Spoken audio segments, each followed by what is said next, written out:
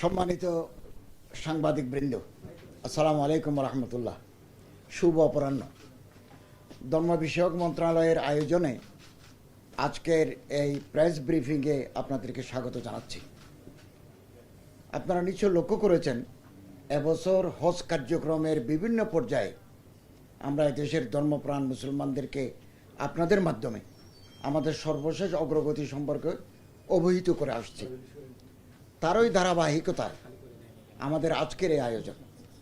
এবছর সরকারি মাধ্যমে নিবন্ধিত ৫,২০০ জন হজযাত্রীর জন্য আমরা সকল ধরনের আনুষ্ঠানিকতা তথা মিনায় ও আরাফায় তাঁবু বরাদ্দ, ক্যাটারিং সার্ভিস কোম্পানির সাথে চুক্তি, বাড়ি হোটেল কর্তৃপক্ষের সাথে চুক্তি, পরিবহন কোম্পানির সাথে চুক্তি অনেক আগেই আমরা সম্পন্ন করেছি। এখন তাদের ভিসার কার্যক্রম চলমান রয়েছে এবং আমরা আশা করছি অল্প কিছুদিনের মধ্যে ভিসা প্রক্রিয়াকরণ সম্পন্ন হবে। ইনশাআল্লাহ আমাদের হজযাত্রীরা আগামী ২৯শে এপ্রিল হতে হজের উদ্দেশ্যে ফ্লাইট শিডিউল মোতাবেক সৌদি আরব গমন করবেন।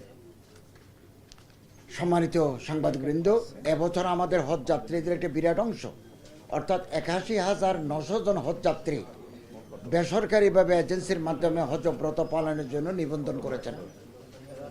সৌদি সরকারের এজেন্সি প্রতি ন্যূনতম হজযাত্রীর বাধ্যবাধকতার কারণে মোট ৭৫৩টি এজেন্সির অধীনে নিবন্ধিত সকল হজযাত্রীরা ৭০টি লিড এজেন্সির মাধ্যমে হজ পালন করবেন। ধর্ম বিষয়ক মন্ত্রণালয়ের প্রত্যক্ষ তত্ত্বাবধানে কঠোর মনিটরিং ও ফলো আপ তৎপরতার কারণে সৌদি সরকারের বেঁধে দেওয়ার সময় ১৪ই ফেব্রুয়ারি ২০২৫ তারিখের মধ্যে বেসরকারিভাবে এজেন্সির মাধ্যমে নিবন্ধিত হজযাত্রীদের জন্য কেবল মিনা ও আরাফায় তাঁবু বরাদ্দ গ্রহণ, ক্যাটারিং সার্ভিস কোম্পানির সাথে চুক্তি, এই দুটি অ্যাক্টিভিটি সম্পন্ন হয়। পরবর্তীতে সৌদি সরকার মক্কা মদিনার বাড়ি ভাড়া ও পরিবহন কোম্পানির সাথে চুক্তির সময় ২৫ মার্চ ২০২৫ পর্যন্ত বৃদ্ধি করে এবং তারা এই বিষয়ে কঠোর সতর্কবার্তা জারি করে।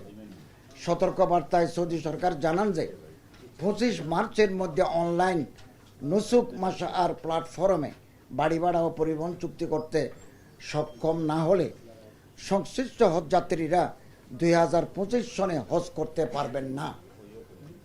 সৌদি সরকারের সতর্কবার্তার গুরুত্ব উপলব্ধি করে ২৫ মার্চের মধ্যে অনলাইন প্ল্যাটফর্মে বাড়ি ভাড়া ও পরিবহন চুক্তি সম্পন্ন করার জন্য হজ অফিস জাদ্দা কর্তৃক হজ এজেন্সিগুলোকে ১৯ ফেব্রুয়ারি ২০২৫, ২০ মার্চ ২০২৫ তারিখ দুটি পত্র এবং ধর্ম বিষয়ক মন্ত্রণালয় হতে এজেন্সিগুলোকে ২২ ফেব্রুয়ারি ২৫, ১৩ মার্চ ২৫, ১৭ মার্চ ২৫, ২৪ মার্চ ২৫, ২৬ মার্চ ২৫ সর্বমোট ৮টি পত্র, অসংখ্যবার খুদে বার্তা এবং হোয়াটসঅ্যাপ গ্রুপে প্রায় প্রতিদিনই এ সংক্রান্ত নানা তাগিদ দেওয়া হচ্ছে। আমার সচিব মহোদয়, হজ বিভাগের কর্মকর্তারা, মক্কা হজ মিশনের কর্মকর্তাগণ, হজ এজেন্সি এয়ারলাইন্সের প্রতিনিধিদের অংশগ্রহণে গত ২৬ ও ২৭ ফেব্রুয়ারি ২৫, ১০, ১৫, ১৬, ১৮, ১৯, ২০, ২১, ২২, ২৪, ২৫, ২৮, ২৯, ৩০, ৩১ মার্চ এবং ১ ও ৭ এপ্রিল ২৫ খ্রিস্টাব্দ জুম প্ল্যাটফর্মে সভা করা হয়েছে। হজযাত্রীদের হজ পালন নিশ্চিত করার লক্ষ্যে প্রতিটি সভায় সৌদি সরকারের নির্ধারিত সময়ের মধ্যে নুসুক মাশআর প্ল্যাটফর্মে বাড়ি ভাড়া রিকোয়েস্ট সাবমিট ও পরিবহন চুক্তি সম্পন্ন করার জন্য এজেন্সিগুলোকে বারবার অনুরোধ জানানো হয়েছে। ২৫ মার্চ ২০২৫ রাত ৩টা পর্যন্ত আমাদের কর্মকর্তারা অব্যাহতভাবে চেষ্টা চালিয়ে যাচ্ছেন। তারপরও কিছু সংখ্যক এজেন্সি নির্ধারিত সময়ের মধ্যে নুসুক মাশআর প্ল্যাটফর্মে বাড়ি ভাড়া রিকোয়েস্ট সাবমিট করেনি। সৌদি সরকার পুনরায় ৩ এপ্রিল ২০২৫ খ্রিস্টাব্দ পর্যন্ত ১০ দিন সময় বৃদ্ধি করে।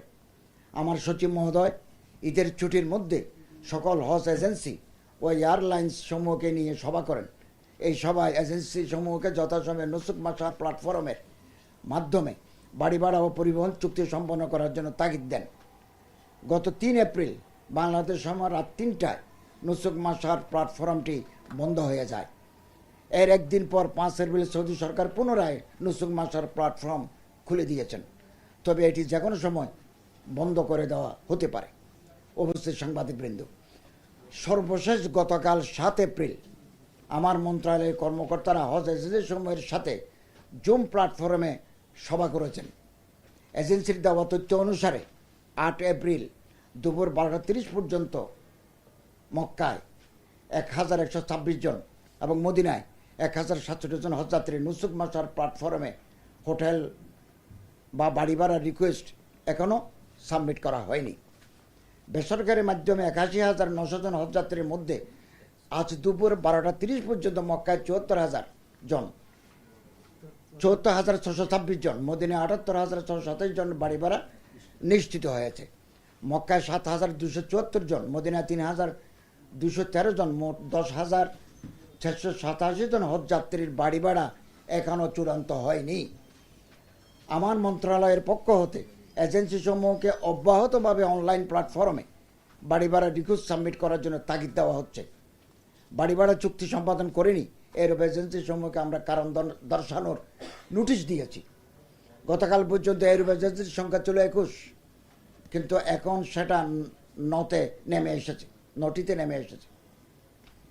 সৌদি সরকারের ঘোষিত রোড ম্যাপ অনুসারে আগামী 18 এপ্রিলের মধ্যে সকল হজযাত্রীর ভিসা সম্পন্ন করার বাধ্যবাধকতা রয়েছে। উল্লিখিত সময়ের মধ্যে সকল হজযাত্রীর ভিসা সম্পন্ন করার জন্য আমরা হজ এজেন্সি সমূহকে চিঠি দিয়েছি। আমরা আপনাদের মাধ্যমে সকল এজেন্সিকে অনুরোধ জানাব তারা যেন হজযাত্রীদের হজব্রত পালনের স্বার্থে সৌদি সরকারের নির্ধারিত সময়ের মধ্যে সকল কার্যক্রম সম্পন্ন করেন। অনলাইন প্ল্যাটফর্মে বাড়ি ভাড়া রিকোয়েস্ট সাবমিট ও উক্ত রিকোয়েস্ট অনুমোদন না হওয়া পর্যন্ত সংশ্লিষ্ট হজযাত্রীর সৌদি গমনের ক্ষেত্রে আশঙ্কা থেকে যায়। হজযাত্রীদের প্রতি কতিপয় হজ এজেন্সির কমিটমেন্ট ও দায়বদ্ধতার অভাবে এখনও বেসরকারি মাধ্যমে 10,487 জন হজযাত্রীকে নিয়ে আমরা শঙ্কার মধ্যে আছি। আমরা আপনাদের মাধ্যমে স্পষ্ট করে বলতে চাই, কোনো এজেন্সির অবহেলা বা গাফিলতির কারণে একজন হজযাত্রীও যদি হজ করতে না পারেন, সেই দায় সংশ্লিষ্ট এজেন্সিকে নিতে হবে। এই দায় কোনোভাবে ধর্ম বিষয়ক মন্ত্রণালয় বহন করবে না। কোনো এজেন্সির অবহেলা ও দায়িত্বহীনতাকে ধর্ম মন্ত্রণালয় বরদাস্ত করবে না। শুধু সাংবাদিকবৃন্দ, গণমাধ্যম রাষ্ট্রের অন্যতম স্তম্ভ, দেশ ও জাতির উন্নয়নে আপনাদের ভূমিকা অত্যন্ত গুরুত্বপূর্ণ। ধর্ম বিষয়ক মন্ত্রণালয়ের বিভিন্ন বিষয়ে আপনাদের নিকট হতে আমরা সবসময় আন্তরিক সহযোগিতা পেয়ে আসছি। আপনাদের অব্যাহত সহযোগিতা ও আন্তরিক উপস্থিতির জন্য আমি ধর্ম বিষয়ক মন্ত্রণালয়ের পক্ষ হতে আপনাদেরকে ধন্যবাদ ও কৃতজ্ঞতা জানাচ্ছি। ধন্যবাদ সবাইকে।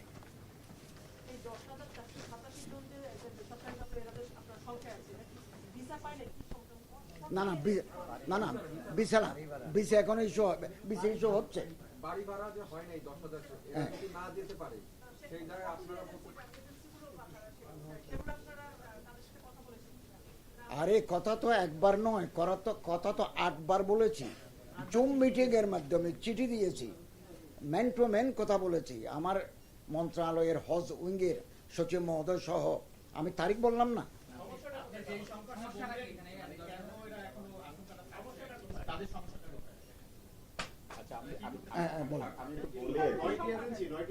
এখন 9টা, মানে আমাদের গত পরশুদিন পর্যন্ত 21টা ছিল, এখন 9টা এজেন্সি রিপোর্ট আছে।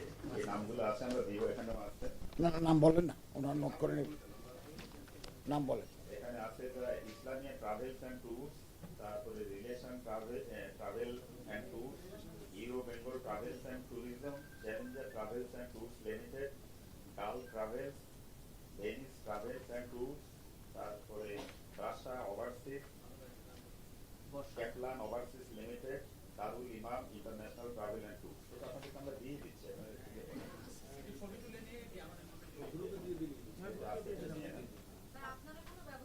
না, আমরা একটু বলি যে এখন আমরা ব্যবস্থা হলো যে আমরা সর্বোচ্চ হাইয়েস্ট এফোর্টটা দিয়েছি। আমরা হচ্ছে একটা শান্তিপূর্ণ সহাবস্থান, কারণ প্রাইভেট এজেন্সি তাদেরকে নিয়ে আমাদের চলতে হয়। তো আমরা আটবার আমরা তাগিদপত্র দিয়েছি, আটবার আমরা চিঠি দিয়েছি, তারপরে আমরা তাগিদপত্র দিয়েছি, তাদেরকে আমরা বলেছি যে এটা মানে হজ বেসিক্যালি একটা দ্বিরাষ্ট্রীয় ব্যবস্থা, এটা মুসলিম দেশ সমূহের তত্ত্বাবধান ব্যবস্থাপনায় পরিচালিত হয়, তবে নীতি নির্ধারণী বিষয়গুলো এটা সৌদি আরব নির্ধারণ করে। তো আগে 14ই ফেব্রুয়ারি ডেডলাইন ছিল, এটাকে বাড়িয়ে তারা 25শে মার্চ নিয়ে গেল। 25শে মার্চের পরে তারা ওই যে মানে 4th এপ্রিল এটা নিয়ে গেল। এখন 4th এপ্রিলের পরে তারা বলেছে আর হবে না, এখন বিশেষ বিবেচনায় 1-2 দিনের জন্য এটা খোলা আছে। তো এটা যে কোনো সময় বন্ধ হয়ে গেলে এই যে স্যার যেটা বললেন যে আপনার 10,687 জন জন এরা ইয়ে করে নাই এখনো, ওই যে বাড়ি ভাড়া চুক্তি এবং ওই যে আপনার পরিবহন চুক্তি এখনো সম্পন্ন করে নাই, এটা আশঙ্কা রয়ে গেছে। যে কোনো সময় যদি বন্ধ করে দেয়, বলে যে এটা আমরা কম্প্রোমাইজ করবো না, তখন এই ঝুঁকি আছে। আর টাইম টু টাইম এই বিষয়গুলো আপনাদের সাথে আমরা ইয়ে করি, শেয়ার করি, আপডেট করি। এর আগেও আমরা 4-5বার আমরা বলেছি, লিড এজেন্সি গঠনের বিষয়ে বলেন, তারপরে ওই যে ওমরা ভিসা যে বন্ধ হয়ে গেছে, একটা রিউমার উঠেছিল, সেটাও আপনাদেরকে আপডেট করলাম যে সৌদি কর্তৃপক্ষের সাথে কথা বলেছে, ওমরা ভিসা বন্ধ করে না, এটা নিয়ন্ত্রণ করেছে, একটু সীমিত পরিসরে দিচ্ছে, কারণ ওখানে ওমরা প্যাসেঞ্জার যাত্রীর সংখ্যা অনেক বেশি হয়ে গেছে, ধারণ ক্ষমতা আছে। তো এই বিষয়টা মানে জাস্ট আপনাদেরকে অবহিত করা, আপনাদের মধ্যে মাধ্যমে একটু ডিসেমিনেট করা যে আপনার এই এজেন্সিগুলো হাব নিজেও তাদের যে ইয়ে আছে যে লিড এজেন্সি, তারা নিজেরাও মানে এবার তো ধরেন আমাদের 70টা এজেন্সি, তো 70টা এজেন্সি সমন্বয়কারী এজেন্সি তাদের সাথে অনেক আছে। এখন হাবের সভাপতিও যে লিড এজেন্সিকে লিড করছে তারটাও হাল লাগার নাই, ডিফল্টার তার সাথেও আমরা কথা বলেছি। এখন সে আমাদেরকে বলেছে যে সমন্বয়কারী এজেন্সি আমাদের কথা শুনছেন, আমরা ব্যবস্থা নেন। তো আমরা ফোকাস করেছি যে এই কারণে যদি আমাদের এই হজ যাত্রা ব্যাহত হয়, হাজিরা যদি হজ করতে না পারে, আপনার বিরুদ্ধে আইনানুগ ব্যবস্থা নেওয়া হবে। এবং আমরা 21টাকে শপথ করেছি। হাব আমাদেরকে একটা চিঠি দিয়েছে যে আরো 10 দিন চিঠি দিয়েছে না, আমি তো মানে আরো 10 দিন বাড়ানোর জন্য। তো এগুলো বাড়ানোর ক্ষমতা তো বাংলাদেশ সরকারের নাই, এটা তো সৌদি পার্ট, সবার কাছ থেকে টাকা নিয়ে গেছে, কিন্তু ঘর ভাড়া করতেছে না তারা। তো সবসময় আমরা এটা লক্ষ্য করেছি, সৌদি গভর্নমেন্টের ডিসিশন আমরা বদলাতে পারি না। আর তারা সৌদি গভর্নমেন্ট যখন ঘোষণা করে সারা পৃথিবীর জন্য করে, তো এটা আমাদের উপর প্রেশার ক্রিয়েট করলে আমাদেরকে বারবার চিঠি লিখতে হয়, বারবার ফোন করতে হয়। তো আমরা তো তারা তো আন্ডারমাইন আমাদের করবে যে বাংলাদেশ সরকার কেন বারবার আমাদেরকে এভাবে রিকোয়েস্ট করে। যেমন 15 বছর চাইল্ড, ওনাদের রিকোয়েস্টে আমি হজ মন্ত্রীকে চিঠি লিখেছি, উনি আমার এক উত্তর দিয়ে বলছেন যে এটা তো তোমাদের জন্য প্রয়োজন, বাচ্চা নিয়ে আসবে, এই বাচ্চাগুলো যে সংক্রমিত হয় বা অন্য কাউকে সংক্রমিত করে, এটা তো হজের পবিত্রতা নষ্ট হবে, অতএব আমি দুঃখিত। তো আমরা রিকোয়েস্ট করে আমরা ওনাদের কাছে ছোট হয়ে যাই। আর আমাদের এজেন্সিগুলো অনেক ভালো এজেন্সি আছে যারা প্রপারলি ঠিক সময়ে করেন, আমাদের তাদের সহযোগিতা পেয়ে আসছি। কিছু কিছু এজেন্সি ওই আমাদের উপর প্রেশার ক্রিয়েট করে শেষ টাইমে এসে যে বলেন, এমনকি তারা এটাও আমাকে একবার বলেছেন যে চিফ অ্যাডভাইজার জন্য কথা বলেন। আমি এটা চিফ অ্যাডভাইজারের সাথে কথা বলেছি, উনি বললেন যে তারা বিজনেস করবেন, আর আমি কি কোনো মন্ত্রীকে বলতে, আমায় তো বলতে গেলে বাদশাহ সালমানকে বলতে হবে, মোহাম্মদ বিন সালমানকে বলতে হবে। তো তোমরা এই পরিস্থিতি কেন তৈরি করেছো? তারা যদি সৌদির ডেডলাইনটা মেনে চলতো, তাহলে আমাদের এই হজ ব্যবস্থাপনায় কোনো ধরনের বিশৃঙ্খলা তৈরি হতো না। স্যার, এজেন্সিগুলো এটা কেন করছে না স্যার? এটা মূল কারণটা কি আসলে? তারা এই গাফিলতিটা কেন তাদের স্যার? টাকা পরিশোধ করার পরও কেন তারা করতেছে না? কেন করছে না এই এজেন্সিগুলো স্যার? মানে তাদের সীমাবদ্ধতাটা কোথায়, বা এটি নিয়ে আপনারা আলোচনা করেছেন কিনা স্যার? এটা নিয়ে আমরা গ্রুপ মিটিং এ যে ভার্চুয়ালি এখন তো আমাদের কত 753টা এজেন্সির মাধ্যমে কিন্তু এবার 87,100 জন হজযাত্রী হজ করতে যাচ্ছে। তো যারা ডিফল্টার এজেন্সি তাদেরকে নিয়ে লাইনে নিয়ে আমি কথা বলেছি যে আজ করছি, কাল করছি, পরশুদিন করছি, এইভাবে চলছে। এখন হাবের একটা ইলেক্টেড কমিটি আছে, আপনার সভাপতি আছে, তারপরে মহাসচিব আছে, তাদেরকেও নিয়েছি যে আপনার লোকজনকে এগুলো বলেন। এখন তারাও এটা ব্যর্থ, এখন তারাই আবার অভিযোগ করছে যে আমাদের কথাবার্তা শুনছে না, আপনারা ব্যবস্থা নেন।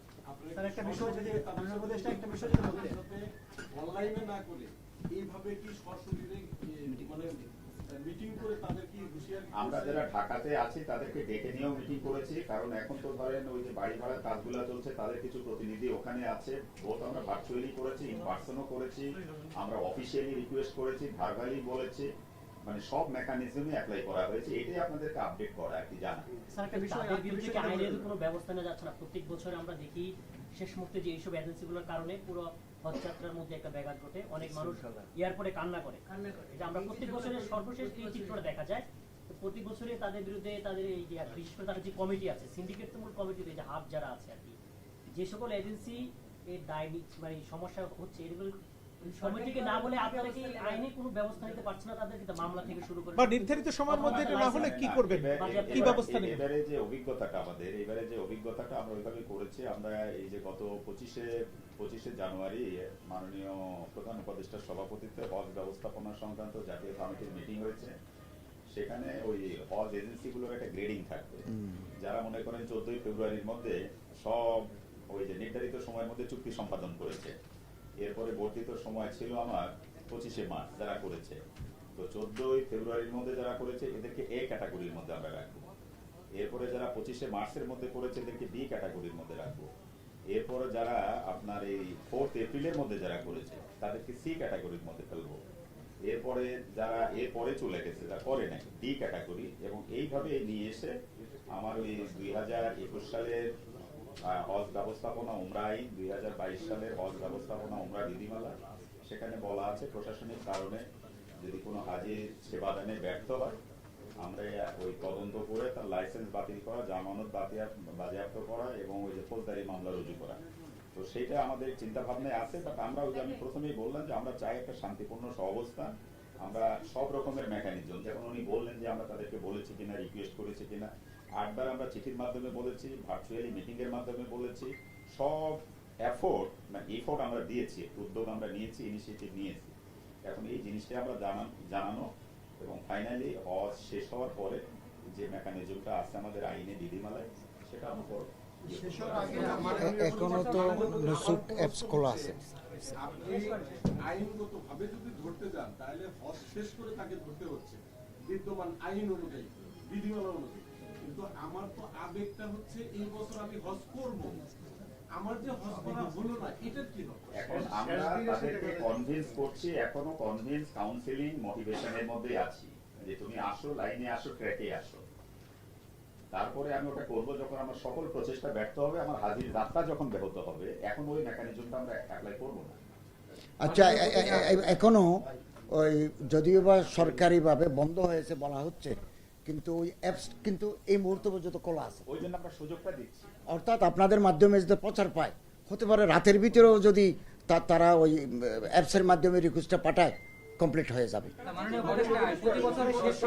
কতজন হাজি যাচ্ছেন?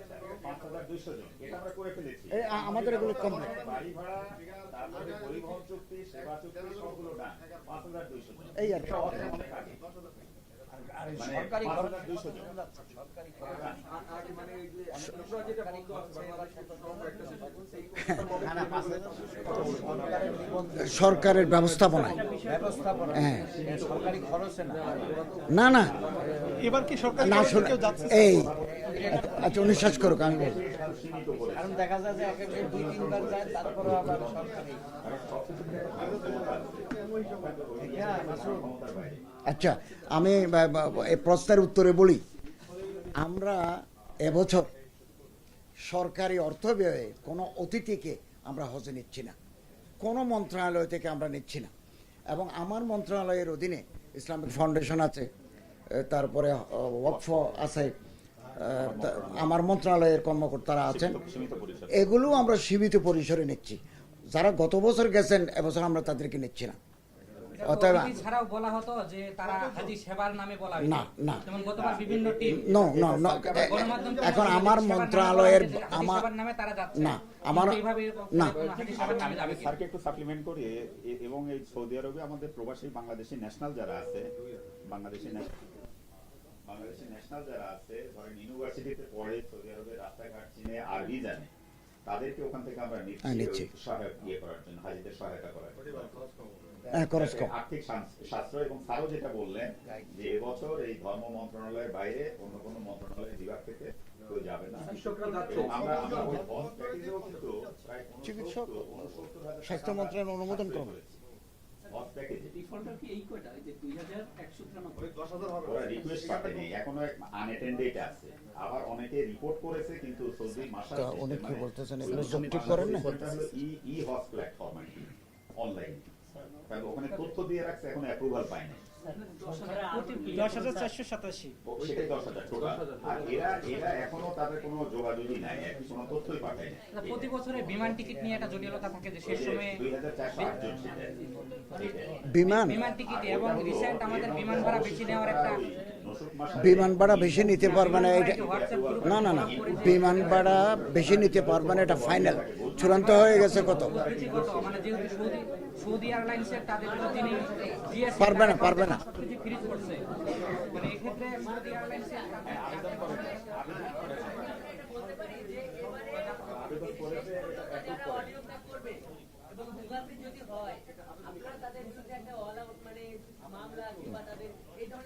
অনেস্ট সেটা একটু নেব স্যার একটু নেব একটু বলে দেন না একটা লাইন, এদের হুঁশিয়ারিটা কি তাদের বিরুদ্ধে? রাষ্ট্র উপদেষ্টা মহোদয়, এই প্রশ্নটা একটু উত্তরটা সুন্দরভাবে গুছিয়ে দেন যে আপনারা কি ব্যবস্থা নেবেন যদি কি ভাবছেন মানে তাদের জন্য? এবছর যে সমস্ত এজেন্সির অব্যবস্থাপনার কারণে, অবহেলার কারণে, মন্ত্রণালয়ের অর্ডার সৌদি সরকারের ডেডলাইন ক্যারি আউট না করার কারণে কোনো হাজি যদি হজে যেতে ব্যর্থ হন, তাহলে সে সমস্ত এজেন্সির বিরুদ্ধে আমরা আইনানুগ ব্যবস্থা নেব। আইনানুগ ব্যবস্থার মধ্যে আছে তাদের লাইসেন্স আমরা বাতিল করে দেব, তাদের যেটা জামানত আছে সেটা বাজেয়াপ্ত করব, এবং তাদের বিরুদ্ধে ফৌজদারি মামলা আমরা দায়ের করব। এবং চিফ অ্যাডভাইজার মহোদয়ের সাথে আমাদের বৈঠক হয়েছে, আমরা একটা অ্যাপস উদ্বোধন করব, আপনাদের দাওয়াত দেব। হজ একটা অ্যাপস, নতুন অ্যাপস আমরা চালু করতে যাচ্ছি, আপনাদেরকে অবহিত করব। ওই বৈঠকে তিনি আমাদেরকে বলেছেন যে তোমরা গ্রেড করো ABCD, এবং যারা হজ ব্যবস্থাপনার ক্ষেত্রে সহযোগিতা করে নাই, আমাদেরকে বিব্রতকর অবস্থায় ফেলেছে, তাদেরকে পরবর্তী সময়ে তাদের লাইসেন্স বাতিল করে দেবে। তো আমরা এভাবেই এগিয়ে যাব। তবে আমরা এই মুহূর্ত পর্যন্ত আশা করছি আপনাদের মাধ্যমে কিছুক্ষণের ভিতরে যখন এ খবর ছড়িয়ে পড়বে, আমরা আশা করছি তারা এখনও ওই সৌদির নুসুক মাশআর অ্যাপসটা খোলা আছে। সরকারিভাবে বন্দর ঘোষণা থাকা সত্ত্বেও ওনারা এটা আস্তে আস্তে যাচ্ছেন, ধীরে ধীরে যাচ্ছেন, খোলা রাখছেন। এখনও রিকোয়েস্ট দিলে গ্রহণ করবে। তা আজকে রাতের ভিতরেও যদি ওনারা এগিয়ে আসেন, তাহলে আমাদের সুষ্ঠু হজ ব্যবস্থাপনার ক্ষেত্রে আর কোনো বাধা থাকবে না। Thank you. Thank you. আমি একটু